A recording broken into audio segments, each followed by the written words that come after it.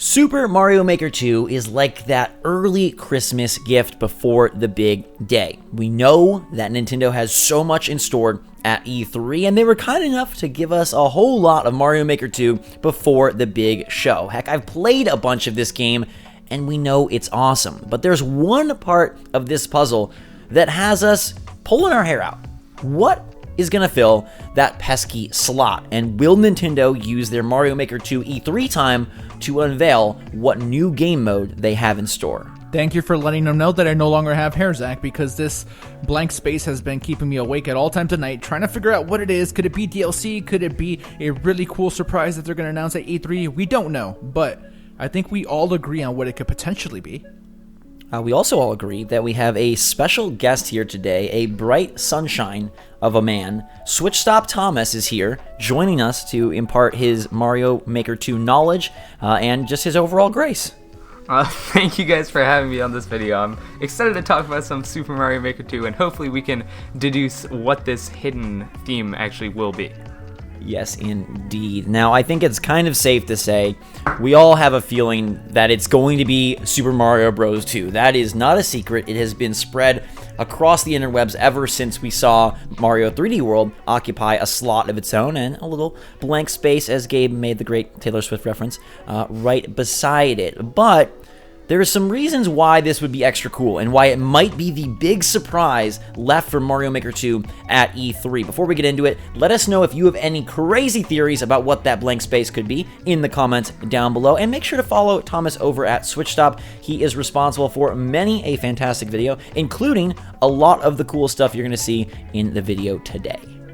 All right, Zach, the very first thing I want to point out to you is that obviously this game is way different than the other ones, but we already have one game that is a little bit different than the other ones, and that's already functioning pretty well with Super Mario Maker 2. Do you think the fact that Super Mario Bros. 2 is like entirely different is going to be maybe a reason why this can't make it into it?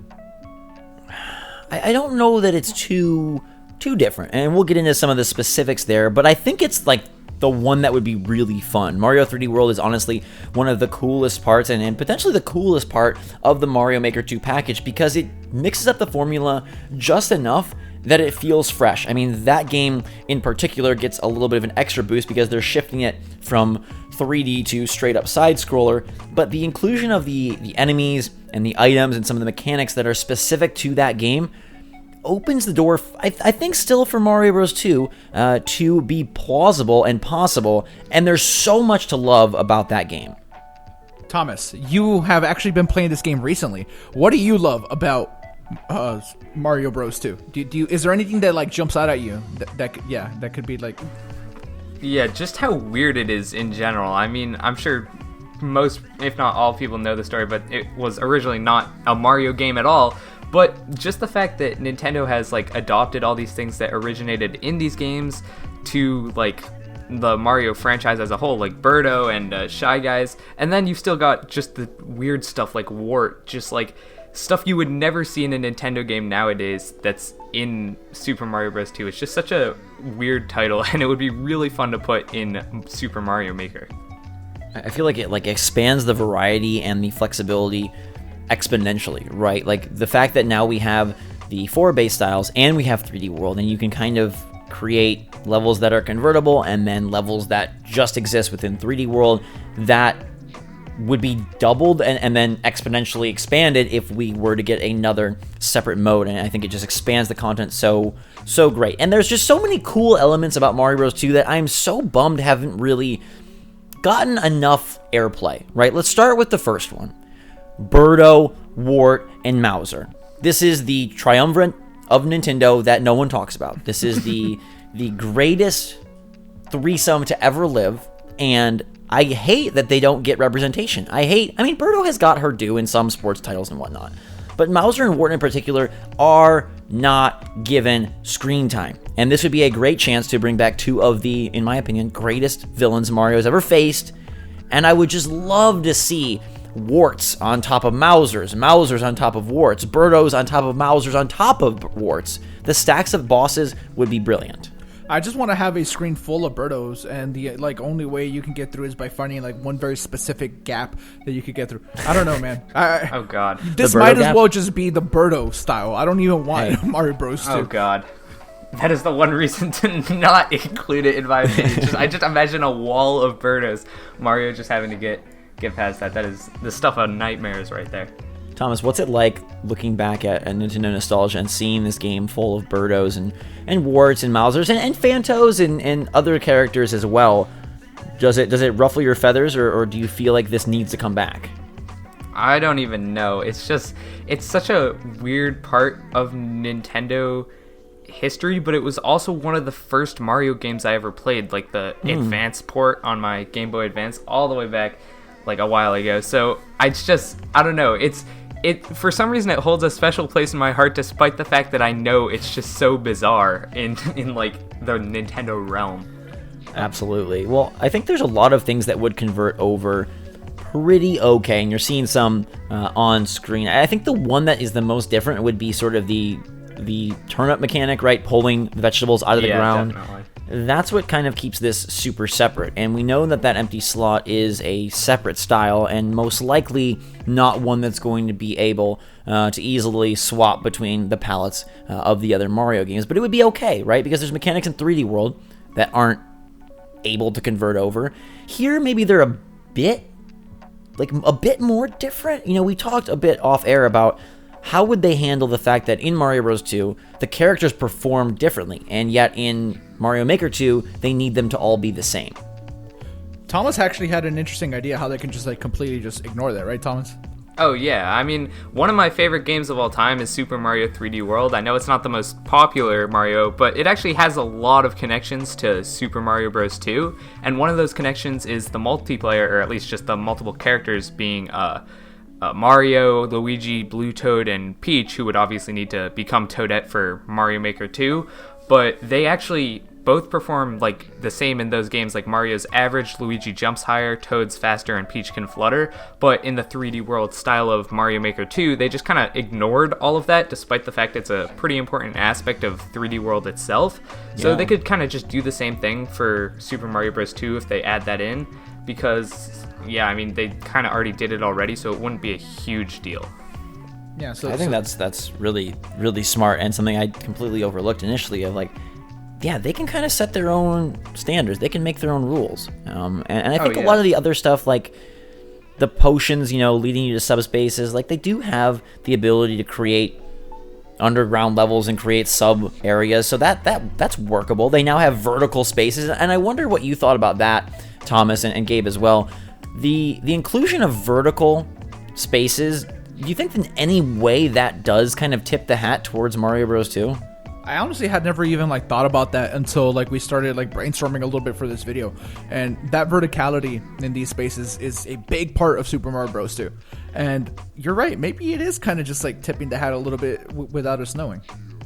Yeah, I mean, I definitely think it's pretty important to look at it from that lens, because vertical levels is a big thing in Super Mario Bros. 2. In fact, the first playable part of the first level of Super Mario Bros. 2, I mean, I'm pretty positive, is Mario falling through a dark theme, or kind of like a night theme almost, a vertical subsection. And obviously Night Theme is another huge addition to Super Mario Maker 2, which wasn't necessarily a main feature in any other past games. So I mocked up this screenshot of just what a more night theme version of Super Mario Bros. 2 would look like, and that's also in a vertical level section. So I don't know, just kind of a parallel between that. It seems like Mario Maker 2 already has a lot of references to Super Mario Bros. 2 in a sense. It's just weird to see that it's not in the game, or that we know of.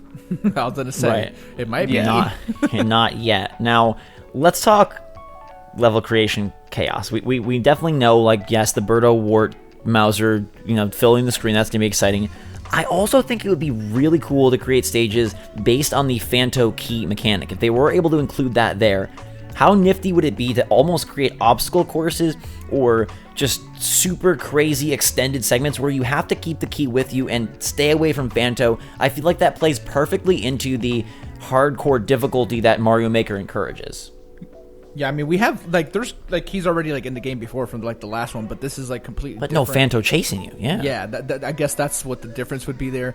That you have an. Okay, entity. it's a big difference. If I was chasing you as you were going about your business, I wouldn't be that. That would be a big difference. No. But if you're chasing me. Oh. What are you gonna remember how fast I am, Gabe? Oh, you're remember super fast. I'm just not concerned about what happens once you catch me.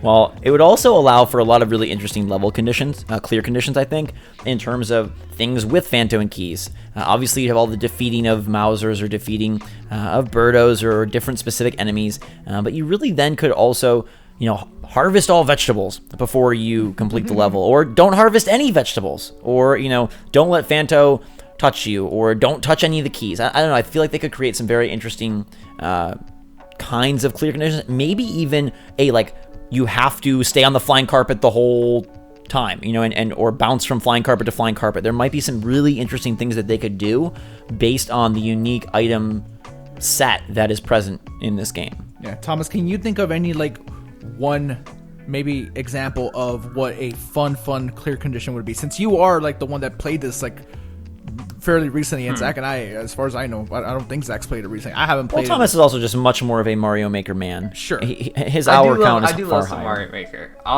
The main ones that I'm thinking of is, as Zach said, something like only staying on the floating carpets, and I know there is already a don't touch the ground clear condition in Mario Maker 2, so that could kind of be built upon. Something like picking up all the turnips on the ground, that could lead to some really fun, give a level a short timer. You gotta go investigate all the crevices to make sure you pick up 50 turnips or whatever. That, I think something like that could be really fun.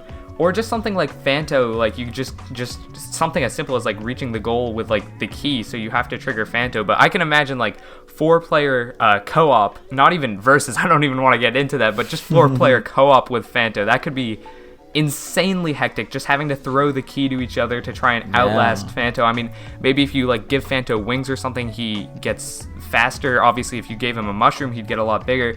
It just, the possibilities are truly endless if this was put into Mario Maker, and clear conditions just multiply that by tenfold. Absolutely. Now, there obviously is a chance that it's not in, but I don't even know that I want to consider what would be. I feel like this makes sense. We've talked about, Thomas, you mentioned at the top a Galaxy or something of the sort. Gabe, you've thrown out a Super Paper Mario style. All of those would be very cool, but this one seems to, I think, be the best fit. Would you agree? Yeah, I do agree. When I say Paper Mario, I only ever really mean aesthetically. I think it would be cool. I don't know what you do gameplay wise, just because that is there's not going to be an RPG maker in the game. Right, so it could be Super Paper Mario, I suppose, borrowing those platforming segments and whatnot, just with the Paper Mario art. Sure.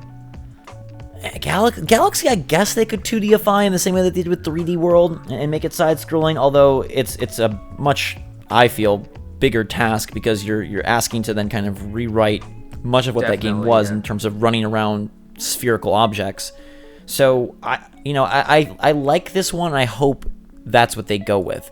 My next question for you two is, what do you think about this being included in the main game versus it appearing later as teased DLC? You can go first, Thomas. I really don't know. The only thing that makes me lean a tad towards DLC is I do remember there was a fair amount of updated content, free content, in Mario Maker 1. I'm pretty sure checkpoint clear flags, or the halfway flags, weren't even in Mario Maker 1 when that game came out.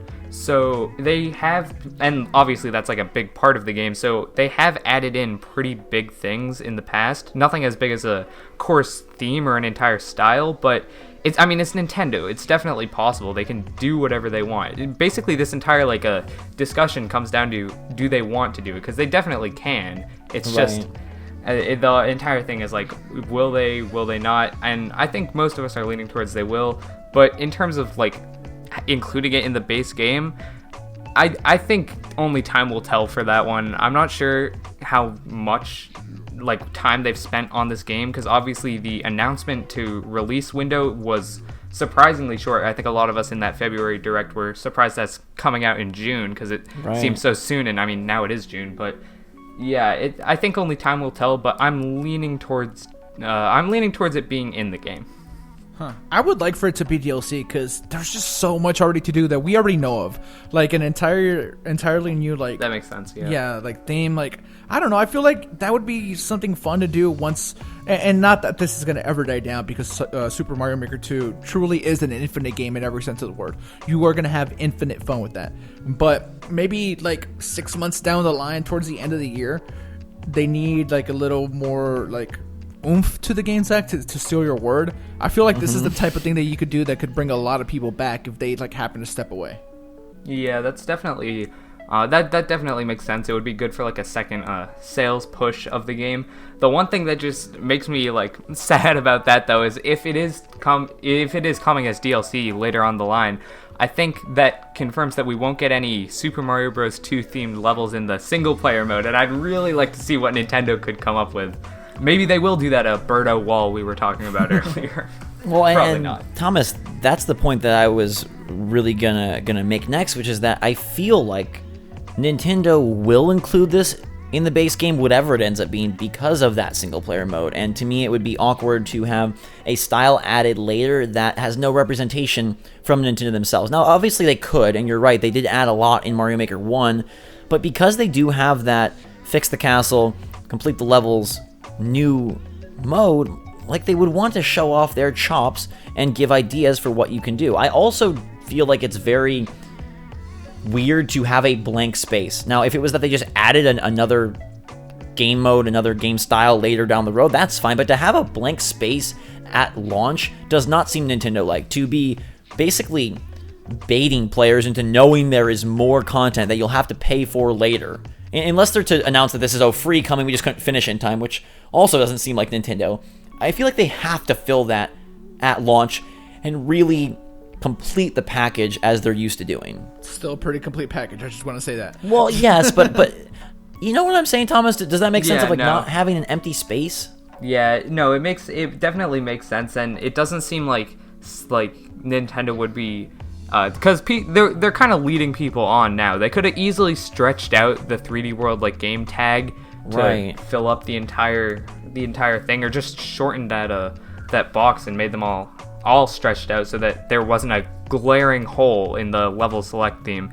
So it feels like they are kind of leading people on, like trying to build up the hype, and then if they are like, hey, yeah, we're not going to announce this yet, but just it's probably coming, you'll have to wait and see. That does sound more in line with other development studios than Nintendo.